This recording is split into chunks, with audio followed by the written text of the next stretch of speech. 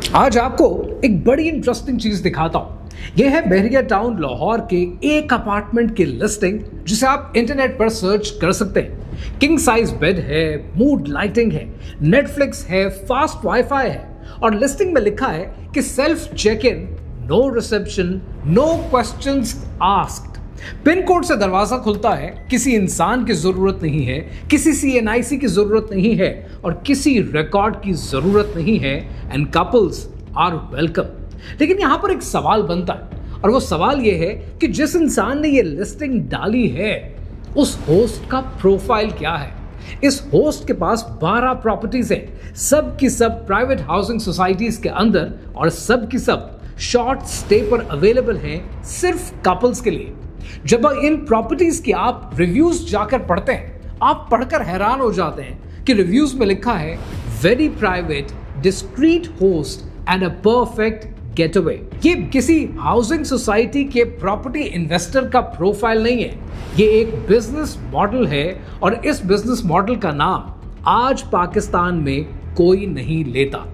अब जरा ये सोचें कि वो स्टूडेंट, वो लड़की जिसने एक रात इस अपार्टमेंट पर गुजारी है, अगली सुबह वो वापस अपने कैंपस पर चली जाती है। उस कैंपस पर वो वापस दुपट्टा पहनती है, वापस अपना बैग उठाती है और वापस अपने दोस्तों के साथ चाय पीती है।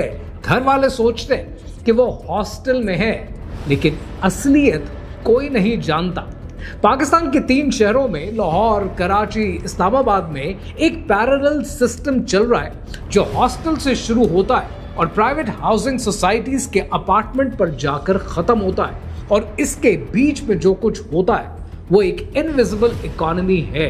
और आज बात करते हैं उस इनविजिबल इकोनॉमी की बॉटम से लेकर टॉप तक और ये देखते हैं कि हमारे माशरे में हमारी आंखों के सामने बगैर हमारी नॉलेज के हो क्या रहा है, कहानी क्या है। आइए समझते हैं।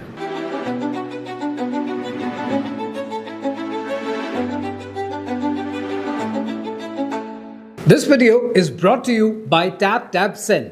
अगर आप पाकिस्तान से बाहर रहते हैं, ओवरसीज में हैं, यूके में हैं, यूरोप में हैं, अमेरिका में, ऑस्ट्रेलिया में, और आपको अपने प्यारों को अपने घर पे पाकिस्तान में पैसे भेजने होते हैं, तो टैप टैप सेंड एक बेहतरीन मनी ट्रांसफर की ऐप है जहां पर आपके पैसे एक टैप पर आपके प्यारों तक पहुंच जाते हैं। टैप टैप सेंड की खूबसूरती है कि जब आप ये ऐप डाउनलोड करते हैं और मिनिमम अमाउंट ट्रांसफर करते हैं तो आपके ट्रांजैक्शन चार्जेस 0 हो जाते हैं।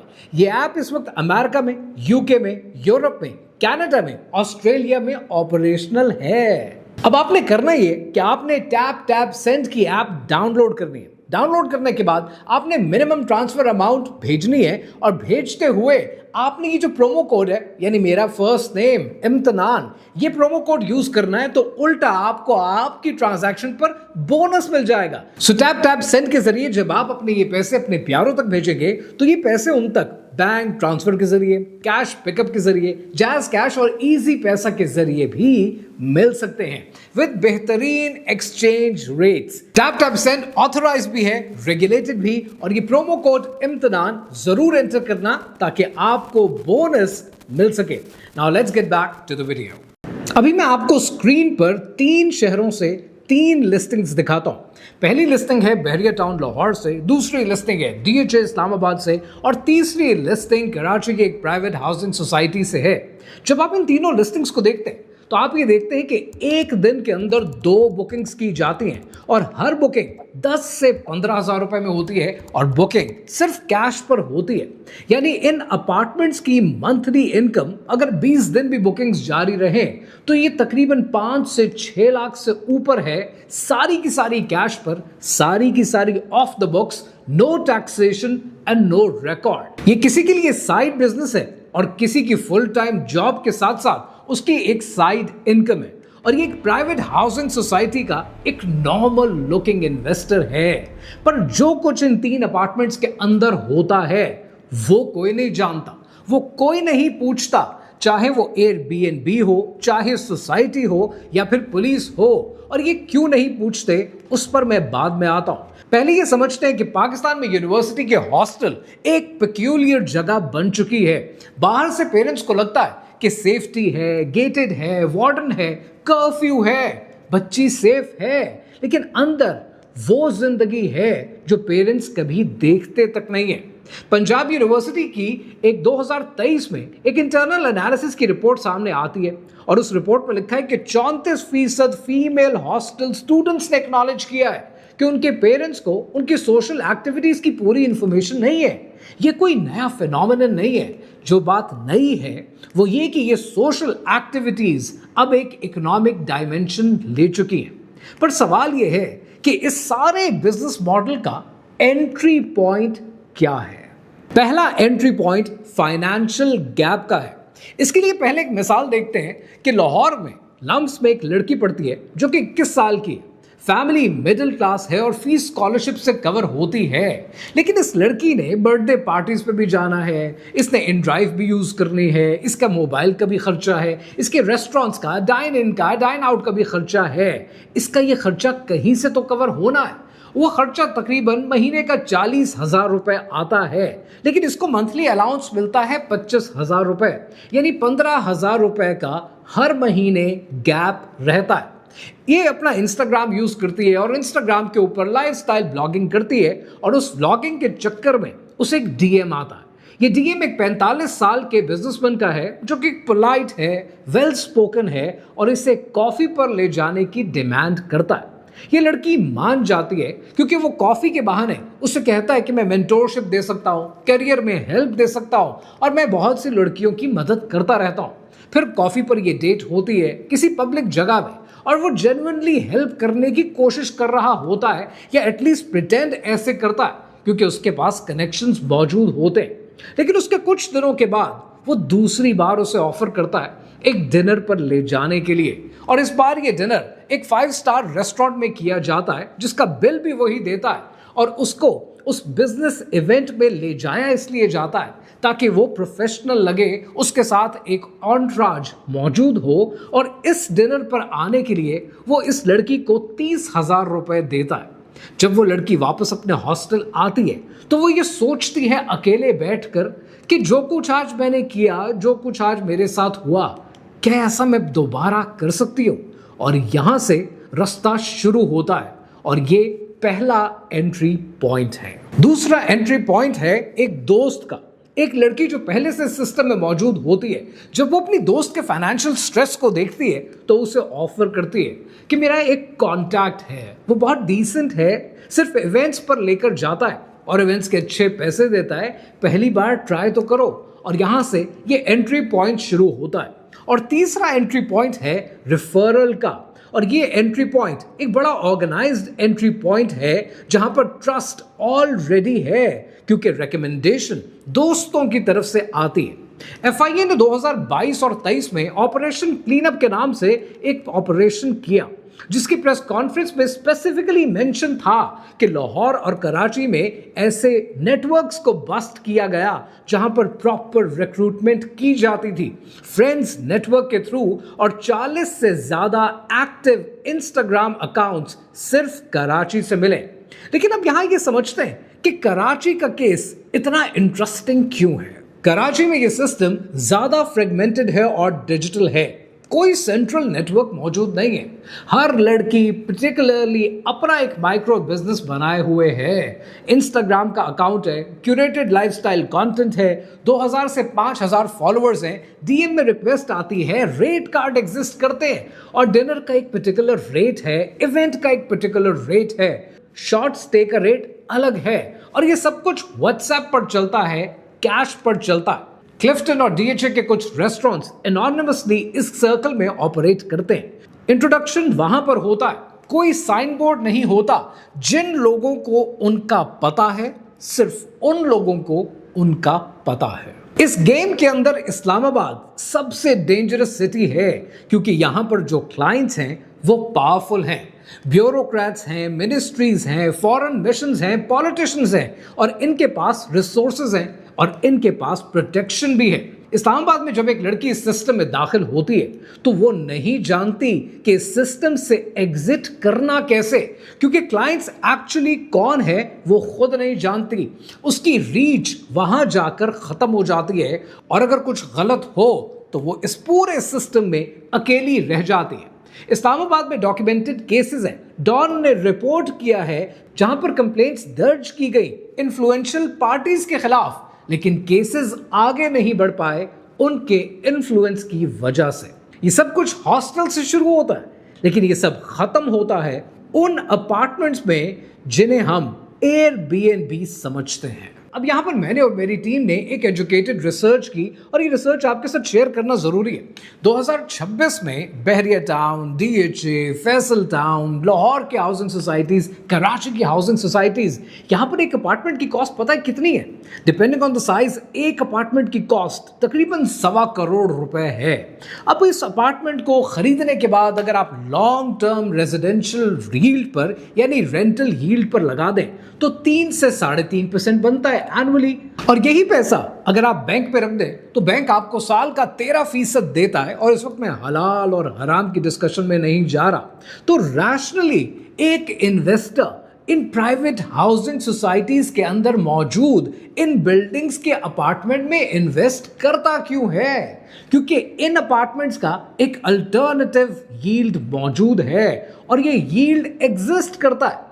वही 1.5 करोड़ का 1.25 करोड़ का अपार्टमेंट शॉर्ट स्टे के ऊपर जब एयरबीएनबी पे लगता है तो वो पर नाइट 10 से 15 हजार रुपए जनरेट करता है। दिन में उसकी 2 बुकिंग्स होती है, यानी अगर वो 20 दिन भी एक्टिव रहे तो इजीली 5 से 6 लाख रुपए मंथली यील्ड कमाता है। इसके वर्सेस अगर आप ये देखें कि एक लॉन्ग टर्म यील्ड में आप किसी फैमिली को किराए पर दे दें तो शायद महीने का 35,000 रुपए बनेगा, यानी कैश ओनली मॉडल में कपल्स को देने में कितना इनका फायदा है। अब मैं आपको एयरबीएनबी से कुछ एक्चुअल लिस्टिंग्स पढ़कर सुनाता हूं और सुनकर आप हैरान हो जाएंगे कि एक अपार्टमेंट कौन लेता है। कोई ट्रैवलर होगा, कोई बिजनेस ट्रैवलर होगा जिसने उस शहर में कोई काम करना है, उसने रात गुजारनी है, उसको सर पर छत चाहिए।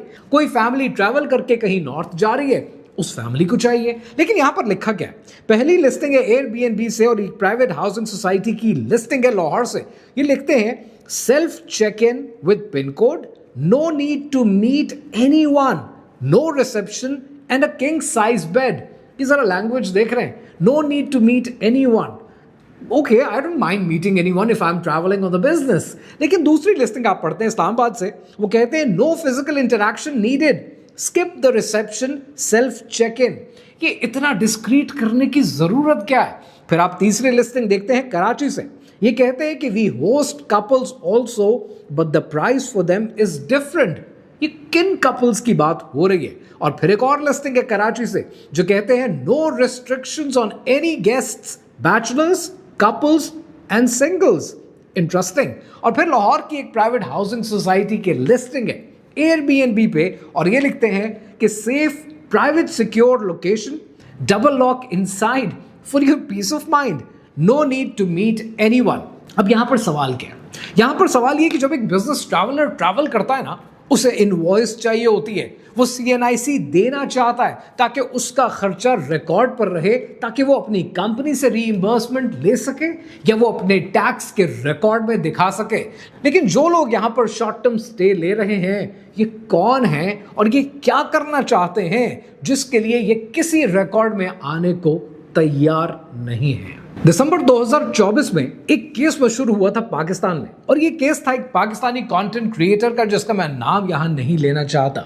उस लड़की ने पीएचडी कर रखी थी, उस कंटेंट बनाती थी, उसका कंटेंट चलता नहीं था, उसके व्यूज नहीं आते थे, लेकिन उसने उस पीएचडी को छोड़कर ओनली फैंस पर कंटेंट बनाना शुरू किया और रातों रात फॉलोअर्स भी आए, व्यूज भी आए और लाखों डॉलर्स कमाए। पीटीए ने पाकिस्तान में ओनली फैंस को बंद कर दिया, ब्लॉक कर दिया, कंसिडरिंग कि ये अडल्ट कंटेंट है विच इज ऑल्सो फाइन। लेकिन डॉन रिपोर्ट करता है कि 2023 के बाद से 300% वीपीएन का यूज पाकिस्तान में बढ़ा है। अब यहां पर समझने वाली बात यह है कि इस किस्म के जो कंटेंट क्रिएटर्स हैं, जो एडल्ट कंटेंट बनाते हैं, इन्हें भी लोकेशन की जरूरत पड़ती है, इन्हें भी जगह चाहिए होती है जो फुली फर्निश्ड हो, जो अपार्टमेंट हो, जहां पर जिसका दिल करे वो आए, जिसका दिल करे जो रिकॉर्ड करे और रिकॉर्ड कर कर एक दिन का किराया देकर इजीली वहां से चला जाए। ये सारी कहानी एक बहुत बड़ा विशियस सर्कल है, क्योंकि इस विशियस सर्कल में अगर आप यूनिवर्सिटी के हॉस्टल को ब्लेम करने की कोशिश करेंगे तो हॉस्टल के पास एक बड़ा वैलिड पॉइंट है कि हमारा काम हॉस्टल की सैंक्टिटी को मेंटेन करना है। लड़की बाहर जाकर सोशल एक्टिविटीज के नाम पर क्या करती है कि हमारी जिम्मेदारी तो नहीं है, और ये बात बिल्कुल लॉजिकल है। लेकिन फिर आप जिम्मेदारी पकड़ेंगे और कहेंगे कि ये प्राइवेट हाउसिंग सोसाइटीज की जिम्मेदारी है। प्राइवेट हाउसिंग सोसाइटीज कहेंगी कि हमारी गेटेड कम्युनिटी है 24/7। लेकिन अगर कोई आता है और आकर कहता है कि मैं किसी का मेहमान हूं, तो हम उसे अंदर सोसाइटी में जाने देते हैं, ये हमारी जिम्मेदारी नहीं है। लेकिन आप फिर भी प्राइवेट हाउसिंग सोसाइटी को ब्लेम करते हैं और आप कहते हैं कि ये अपार्टमेंट तो आपके यहाँ ही है जो ये सब कुछ हो रहा है। इस पर भी लॉजिकल जवाब है प्राइवेट हाउसिंग सोसाइटी का। वो ये कहती है कि हमारा काम जमीन बेचना था, हमने एक कमर्शियल जमीन बेची, एक इन्वेस्टर ने उसके ऊपर एक टावर खड़ा कर दिया, वो टावर अपार्टमेंट्स फ्लैट्स उसने दूसरे इन्वेस्टर्स को बेच दिए। अब किसी इन्वेस्टर ने उसके अंदर एक अपार्टमेंट बना लिया तो ये हमारा कसूर नहीं है, और वो भी अपनी जगह बिल्कुल ठीक है, और जिस इन्वेस्टर ने वो टावर खड़ा किया है वो भी जिम्मेदार नहीं है। फिर आप पकड़ते हैं उस इन्वेस्टर को जिसने वो अपार्टमेंट सजाया है, जो शॉर्ट टर्म स्टे पर देना चाहता है, और उसके पास भी लॉजिकल जवाब है। वो कहता है कि मैंने एक fully furnished apartment daily basis के रेंट पर एयरबीएनबी पर लगाया है। अंदर लोग आकर क्या करते हैं कि मेरी जिम्मेदारी नहीं है। फिर आप जाते हैं एयरबीएनबी के पास, वो कहते हैं कि जी आपका दिल करे तो आप भी अपार्टमेंट लगा दें, अपार्टमेंट में क्या होता है ये भी हमारी जिम्मेदारी नहीं है। ये पूरा विश्व सर्कल है जहां पर हर कोई जानता है कि कसूरवार कौन है, क्योंकि कोई एक विलन नहीं है, क्योंकि कोई एक कसूरवार नहीं है। कसूरवार सब के सब है, क्योंकि सब के सब जानते हैं कि एग्जैक्टली यहां पर हो क्या रहा है। वो 45 साल का लाहौर का बिजनेसमैन जो कि मैरिड है, जिसके 3 बच्चे हैं, जो उस लड़की के साथ डिनर पर जाता है, उसे पेमेंट करता है और उसके फाइनेंशियल सिचुएशन को एक्सप्लॉइट करने की कोशिश करता है, वो भी जिम्मेदार है।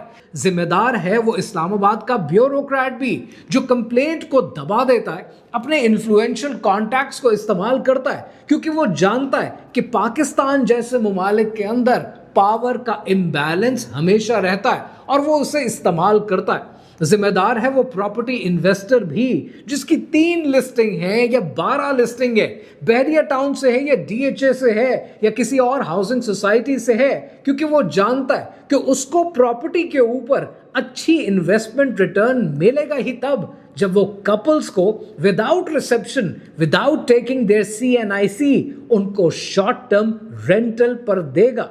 अजीब बात यह है कि हम सब जानते हैं कि कसूरवार कौन है, लेकिन इस इकोनॉमिक मॉडल को कोई एड्रेस करने को तैयार नहीं है। अब मसला तो हमने समझ लिया, अब बात करते हैं कि सारे प्रॉब्लम का, इस फियास्को का सॉल्यूशन था क्या। आज आप देखते हैं कि पीटीए जगह जगह पर रेगुलेशन करता है, आप देखते हैं कि SECP फिनटेक को रेगुलेट करता है, आप ये देखते हैं कि FBR ने प्रॉपर्टी की ट्रांजैक्शंस को रेगुलेट किया है। इसी तरह एयरबीएनबी को भी रेगुलेट किया जा सकता है, मैंडेटरी किया जा सकता है कि जो गेस्ट आकर ठहरेंगे उसमें गेस्ट का भी और होस्ट का भी CNIC मैंडेटरी होगा।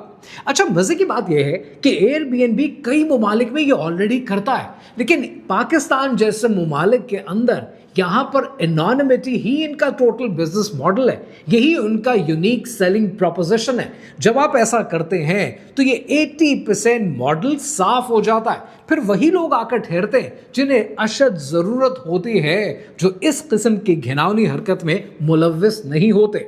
दूसरा इसका सोल्यूशन ये था कि हाउसिंग सोसाइटी मेहमान कहकर 24/7 सर्वेलेंस अवेलेबल कहकर किसी भी मेहमान को जाने ना दे। हर मेहमान का CNIC रिकॉर्ड में मौजूद होना चाहिए, लेकिन यहां पर इस एनोनिमिटी को भी कम करने की जरूरत है और ये भी अरबाब इख्तियार कर सकते हैं। और तीसरा, वो जो इकोनॉमिक डेस्परेशन आज पूरे मुल्क में फैली हुई है कि आज बर्थडे पार्टी भी इंपॉर्टेंट है, आज डिजाइनर हैंडबैग भी इंपॉर्टेंट है, आज के सारे लवाजमात हर औरत को, हर लड़की को, हर बच्ची को चाहिए। आज ये इकोनॉमिक डेस्परेशन बढ़ रही है और इसका कसूरवार सिर्फ हुकूमत नहीं है। आज समझने की जरूरत यह है कि मैं आज पाकिस्तान के तमाम हॉस्टल्स की बात नहीं कर रहा, मैं हॉस्टल्स में पढ़ने वाली तमाम बच्चियों की, तमाम लड़कियों की बात नहीं कर रहा, मैं यहाँ पर तमाम हाउसिंग सोसाइटीज़ के तमाम बिल्डिंग्स की और तमाम शॉर्ट टर्म स्टे की बात नहीं कर रहा, लेकिन मैं जिन की बात कर रहा हूँ वो आज इस मॉडल को ऑप्ट करते क्यों हैं। वो लड़कियां क्यों आज हॉस्टल्स को छोड़कर एक कॉफी के लिए जाने को तैयार हो जाते हैं, क्योंकि प्रॉब्लम यहां पर फाइनेंशियल नहीं है, प्रॉब्लम यहां पर मॉरल डिके का है, क्योंकि हमने ये मोरालिटी उनको स्कूल्स में कभी सिखाई नहीं है, हमने ये आदाब उनको उनकी घुट्टी में डालकर नहीं दिए, जिसकी वजह से आज पूरा एक माशरा है जो जवाल पस्त होता जा रहा है। इब्ने खुल्दून ने कहा था कि जिस माशरे के अंदर उस माशरे का एलीट बुराई में लग जाता है, वो बुराई आहिस्ता आहिस्ता ट्रिकल डाउन करके पूरे माशरे में फैल जाती है। That is what we need to fix. आज इस मॉरल डिके से बचाना वक्त की अशद ज़रूरत है। खुदा ने आज तक उस कौम की हालत नहीं बदली, खुदा ने आज तक उस कौम की हालत नहीं बदली, न हो जिसको ख्याल आप अपनी हालत के बदलने का।